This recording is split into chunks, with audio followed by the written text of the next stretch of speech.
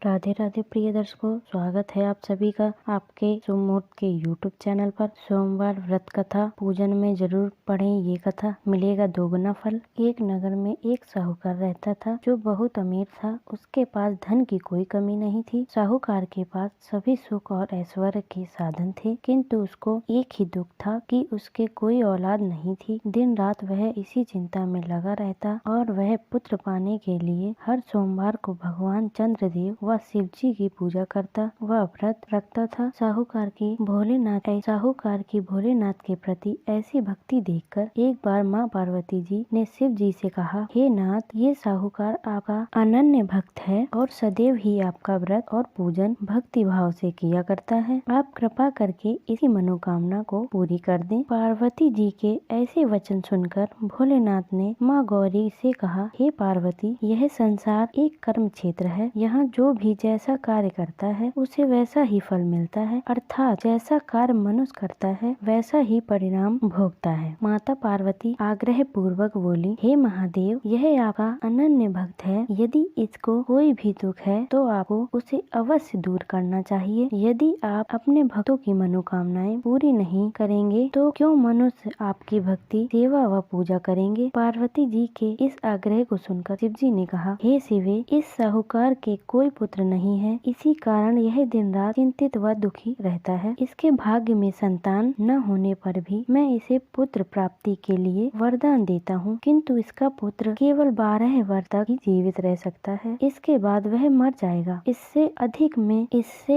मैं इस साहूकार के लिए कुछ नहीं कर सकता। यह सब बातें साहूकार सुन रहा था। उसे यह सारी बातें सुनकर न कोई खुशी हुई और न ही कोई दुख। वह पूर्व शिव जी की पूजा व व्रत करता रहा। कुछ समय पश्चात साहूकार की पत्नी गर्भवती हो गई और 10वें महीने में उसने एक बहुत ही सुंदर पुत्र को जन्म दिया। साहूकार के घर में बहुत खुशियां मनाई गईं, किंतु साहूकार ने अपने पुत्र की 12 वर्ष की उम्र जानकर कोई खुशी प्रकट नहीं की और इस संबंध में किसी को कोई भेद नहीं बताया।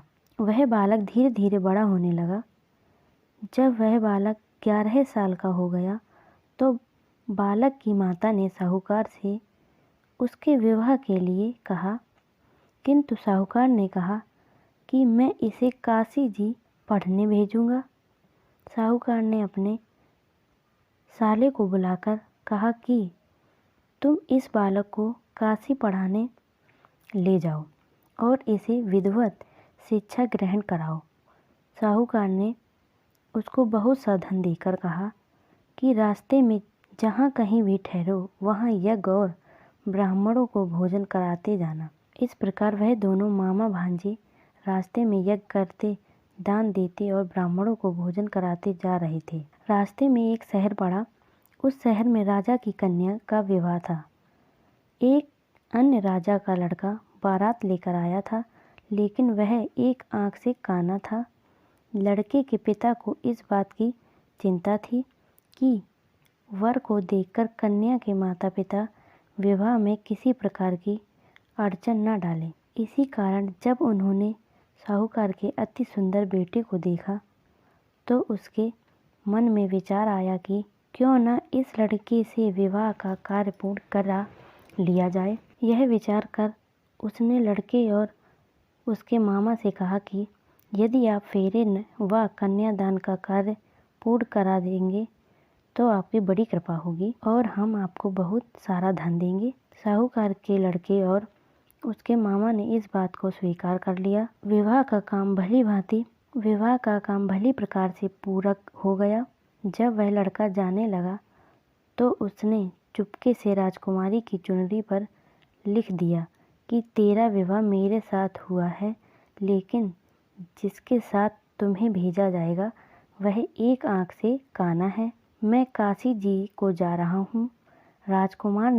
राजकुमारी ने जब इस प्रकार लिखा पाया तो उसने काने राजकुमार के साथ जाने से इनकार कर दिया और कहा कि यह मेरा पति नहीं है, मेरा विवाह जिसके साथ हुआ है वह काशी जी गया है। राजकुमारी के पिता ने यह सब जब सुना तो उसने अपनी कन्या को विदा करने से इनकार कर दिया। बारात वापस चली गई। उधर साहूकार का लड़का और उसका मामा काशी जी पहुँचे, जहाँ लड़के ने पढ़ना शुरू किया तथा अपना अतिरिक्त समय मामा भांजे यज्ञदानादि में व्यतीत करने लगे। इस प्रकार कई महीने बीत गए। जब लड़का 12 साल का हुआ तो उस दिन लड़के के मामा ने यज्ञ का आयोजन कर रखा था। अचानक ही लड़के की तबीयत खराब हो गई। लड़के के मामा ने कहा कि अंदर जाकर सो जाओ। लड़का अंदर जाकर सो गया। थोड़ी देर पश्चात लड़का मर गया। जब लड़के के मामा ने देखा कि वह मर गया है तो वह बहुत दुखी हुआ। उसने सोचा कि मैं पहले यज्ञ पूरा कर लूं, तब कुछ सोचूंगा। लड़के के मामा ने यज्ञ पूरा किया और फिर रोना प्रारंभ कर दिया। वह बहुत जोर जोर से रो रहा था। संयोगवश शिव जी और पार्वती उधर से जा रहे थे। पार्वती जी ने भगवान भोलेनाथ से कहा, हे नाथ, कोई दुखी व्यक्ति रो रहा है, उसके कष्टों को दूर कर दो। जब शिवजी और पार्वती जी वहां पहुंचे तो उन्होंने देखा कि वहां पर एक लड़का मरा पड़ा है। तब पार्वती ने देखते ही लड़के को पहचान लिया। पार्वती जी ने लड़के के मरने का कारण पूछा तो भोलेनाथ ने बताया, हे गौरी, इस लड़के की आयु इतनी ही थी, ये अपनी आयु पूरी कर चुका है। तब पार्वती जी ने विनम्रता पूर्वक कहा, महाराज, कृपा करके आप इस लड़के को जीवित कर दीजिए, नहीं तो इसके माता पिता इसके वियोग में तड़प तड़प कर अपनी जान दे देंगे। माता पार्वती की बात सुनकर शिवजी ने लड़के को पुनः जीवित कर दिया। शिवजी की कृपा से लड़का जीवित हो गया। शिव शंकर व पार्वती जी शिव धाम चले गए। शिक्षा पूरी होने पर लड़का और उसका मामा पहले की तरह यज्ञ करते ब्राह्मणों को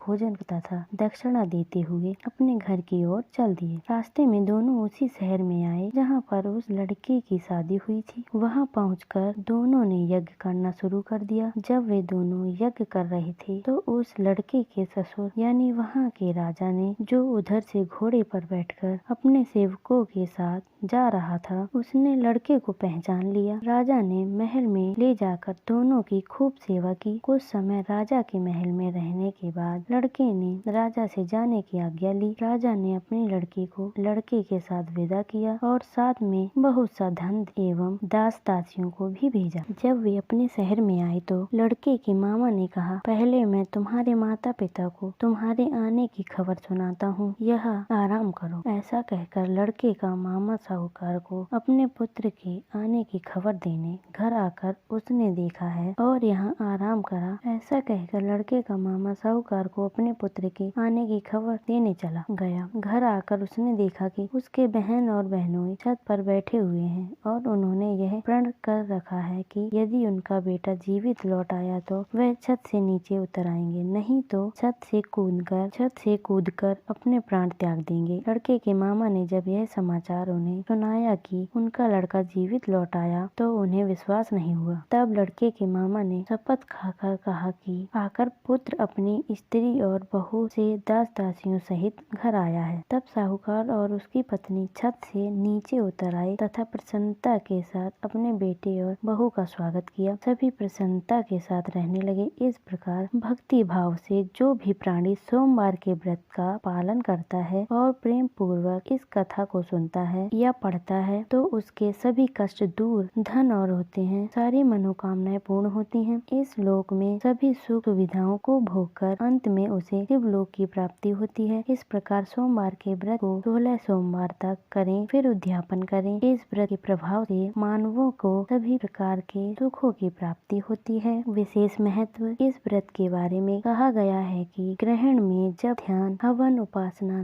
दान आदि सत्कार करने से जो फल मिलता है वह फल सोमवार के व्रत से मिलता है। श्रावण में केदारनाथ का ब्रह्म कमल से पूजन, दर्शन, अर्चना तथा केदार क्षेत्र में निवास का विशेष महत्व है। इसे भगवान शंकर की प्रसन्नता और शिव की कृपा प्राप्ति होती है।